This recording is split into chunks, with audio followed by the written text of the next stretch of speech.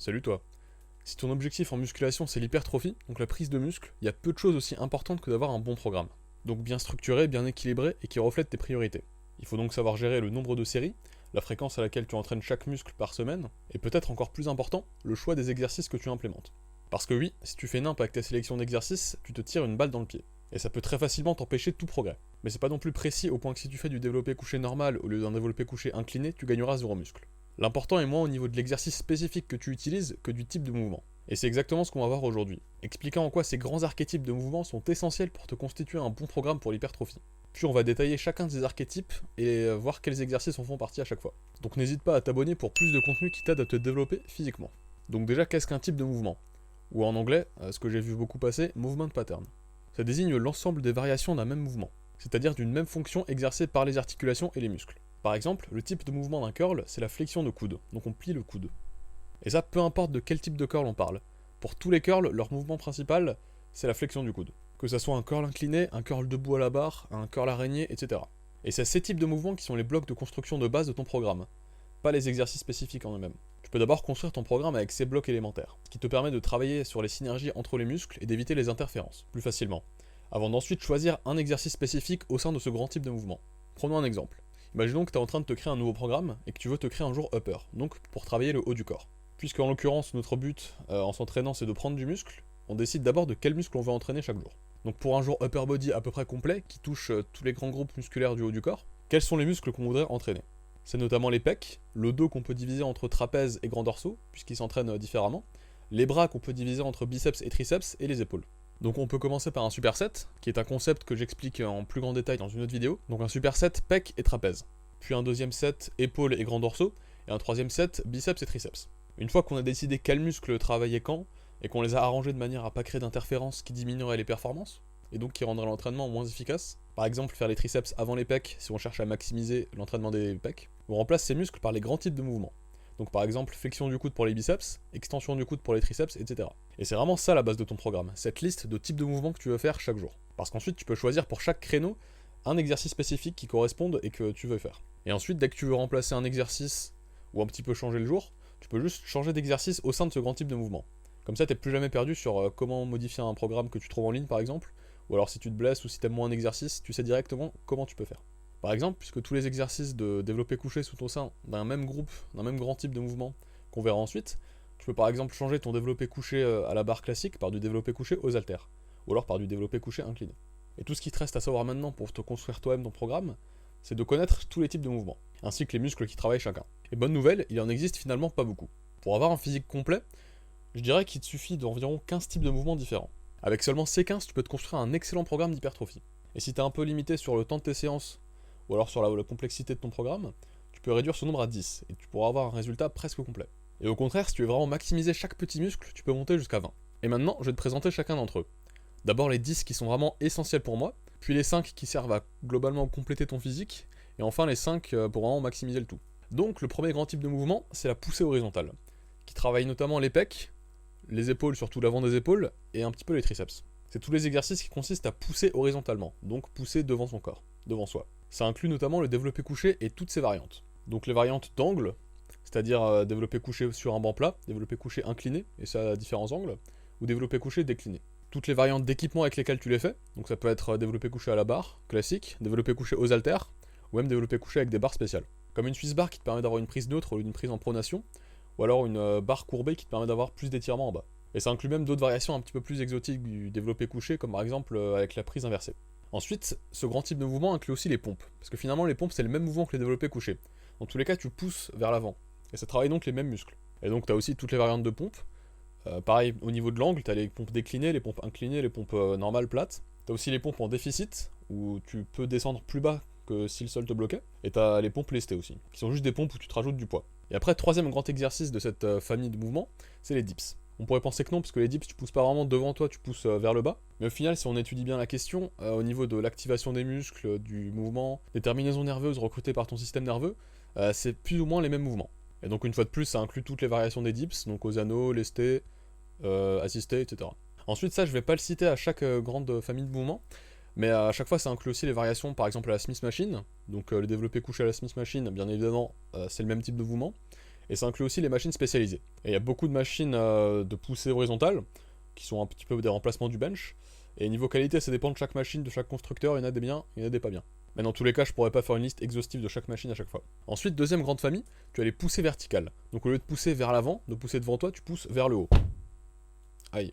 Donc celle-là, ça travaille principalement les épaules, surtout la tête avant, mais aussi pas mal la tête latérale, la tête de côté, surtout avec certains exercices. Parce que malgré le fait que tous les exercices d'une même famille entraînent les mêmes muscles, certains mettent plus l'emphase sur certains muscles ou certaines parties de muscles que d'autres. Par exemple, pour reprendre le développé couché, le développé incliné travaille plus les épaules que le développé plat, et travaille plus le haut des pecs proportionnellement par rapport au développé plat, mais ça reste les mêmes muscles qui font le mouvement. Donc bref, les poussées verticales, ça fait les épaules, et aussi un petit peu le haut des pecs, selon comment tu les fais. Et dans cette famille, l'exercice principal, c'est l'overhead press, donc le développé militaire ou le développé épaule, selon comment tu veux l'appeler. Et là, ça inclut toutes les variantes, donc à la barre, aux haltères, assis ou debout, n'importe quelle combinaison de ces 4 paramètres. Il y a aussi des variations de cet exercice, comme l'Arnold Press, où tu commences en supination et tu montes en faisant une rotation progressive. Et après, il y a aussi la Landmine Press, où tu fais le même mouvement mais avec un équipement différent.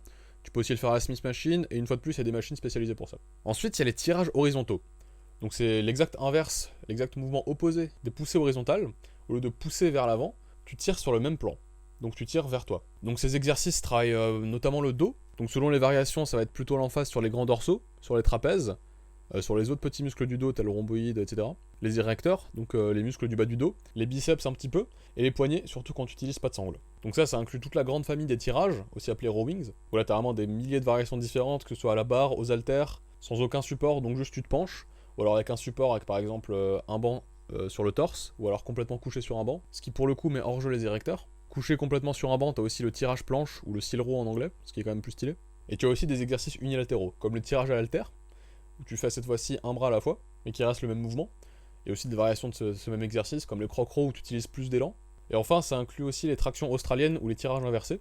Donc là, au lieu de tirer un poids vers le haut, c'est ton corps que tu tires vers le haut, alors que t'es en bas. Ensuite, t'as sûrement compris le schéma. On a eu poussée horizontale, poussée verticale. Là, on a fait tirage horizontaux, du coup, on a tirage verticaux, exactement. Et cela, il travaille principalement les grands dorsaux, plutôt que les trapèzes. Mais bien sûr, selon les variations, tu peux toujours mettre un petit peu plus d'emphase sur les trapèzes. Une fois de plus, les autres muscles du dos, globalement. Les biceps, ou les avant-bras, selon la variation, comme on l'a vu avant. Là, ça va être principalement les tractions et toutes leurs variations. Donc avec une prise en pronation, une prise en supination, une prise neutre, sur les anneaux, lestés, avec différentes largeurs de prise, les tractions assistées, bref, toutes les tractions. Et deuxième grand exercice de la famille, c'est les pull-downs, qui sont le même mouvement que les tractions, mais juste au lieu de soulever ton corps, t'abaisses un poids vers toi, donc à l'aide d'une machine. Et là, ça a les mêmes variations que les tractions, donc avec différents embouts, différentes prises, différentes largeurs de prise, etc. Et on pourrait aussi classer dans ce type de mouvement les iliac pull-downs, qui sont une sorte de pull-down unilatéral, qui pourraient être classés comme des tirages diagonaux, puisqu'on tire pas vraiment directement vers le bas ou directement vers l'arrière, mais vraiment en diagonale. Ça porte bien son nom. Ensuite, cinquième type de mouvement, tu as les flexions de coude. Donc c'est tous les exercices où tu vas plier le coude. Et donc ça inclut tous les curls. Donc encore une famille d'exercices avec des centaines de variations. Tu peux les faire aux haltères, à la barre EZ, au câble, en prise supination pour mettre l'accent sur les biceps, en prise neutre pour l'accent sur le brachialis, qui est un muscle sous le biceps, voire en prise pronation pour le brachioradialis, donc un muscle de l'avant-bras. Donc ça inclut aussi les curls sur pupitre, les spider curls, beaucoup de variations au câble aussi, donc avec la corde qui permet une prise neutre, les curls bayésiens qui permettent de beaucoup étirer le biceps en ayant le poids derrière soi qui tire, ou l'équivalent au poids libre, ce sera un petit peu les curls inclinés, puis qui ont une forte tension d'étirement, etc. Ensuite, le mouvement antagoniste de la flexion de coude, qui est donc l'extension du coude, où là on va déplier le coude sous la charge. Et cette fois-ci, au lieu de travailler le biceps, ça va travailler principalement le triceps. Soit les têtes médiales et latérales, soit la longue tête, si on fait l'exercice dans une position étirée, donc au-dessus de la tête. Pour plus de précision, j'ai fait un guide d'entraînement sur les triceps. Donc t'as pas mal d'exercices qui répondent à ce critère, tu as donc les exercices couchés sur un banc comme les skull crushers, qu'on peut faire à la barre EZ, à la barre normale, aux haltères, inclinés, déclinés, normales, etc. Les câbles et la poulie sont aussi très bons pour ce genre d'exercice. Tu as les simples push-downs, ce que tu peux faire à la corde, à la barre en V, à la barre droite. Et les extensions au-dessus de la tête, pour la longue tête justement, que tu peux faire aussi avec ces différents embouts. Et pour le poids libre et la longue tête, tu peux faire ces extensions avec un haltère, donc une French press, ou alors avec une barre EZ, ou n'importe quel autre équipement vraiment. Et tu as aussi un mouvement un petit peu hybride, polyarticulaire, qui est la JM press, qui est quand même dans cet archétype parce que le mouvement principal reste l'extension du coude. On passe au bas du corps avec la flexion de genou. Donc le genou, c'est l'équivalent du coude pour le bas du corps. C'est donc plier la jambe au niveau du genou. Et ça travaille principalement les ischio-jambiers. Dans cette famille, il n'y a pas 1000 exercices par contre. Le principal, c'est le leg curl, qui est aussi le seul moyen de travailler une des deux têtes de ce muscle. Et cet exercice, il se fait principalement à la machine, donc soit assis, soit couché. Mais tu peux faire une variation un peu casse-gueule avec un halter en te couchant sur un banc. Et deuxième exercice principal de cette famille, c'est les Nordic Curls, qui sont le même mouvement au poids du corps. Donc cette fois-ci, tu dois relever tout ton poids du corps avec les genoux, avec les ischio-jambiers. C'est donc très difficile, et la plupart du temps, c'est fait assisté, donc avec un élastique. Et ensuite, l'extension de genou, mouvement opposé, qui travaille cette fois-ci les quadriceps, les muscles à l'avant de la cuisse, qui sont principalement représentés par les squats et leurs variations. Variations sur lesquelles j'ai fait toute une vidéo pour te présenter des alternatives si t'aimes pas les squats. Donc là, tu as aussi pas mal de variantes. Tu peux faire avec une barre sur le dos le back squat, à l'avant le front squat, de façon unilatérale le split squat, qui devient un split squat bulgare si le pied à l'arrière est surélevé. Et là, tu as beaucoup de machines spécialisées, par exemple la presse à cuisse, les hack squats, les squats pendules, et tu as aussi des exercices au poids du corps. Par exemple les CC squats, qui permettent de bien travailler l'une des 4 têtes du quadriceps, le rectus femoris. Et tu as aussi des reverse nordics qui sont très bons pour étirer le muscle. Et comme exercice unilatéral au poids du corps, tu as les pistol squats. Et tu as aussi les leg extensions qui sont une pure isolation cette fois, qui permettent aussi de bien travailler le rectus femoris. Ensuite, avant-dernier mouvement auquel j'apposerai l'étiquette de essentiel, c'est la flexion du torse. Là, ça travaille principalement les abdos, mais aussi quelques autres muscles comme le psoas ou les flexeurs de hanche.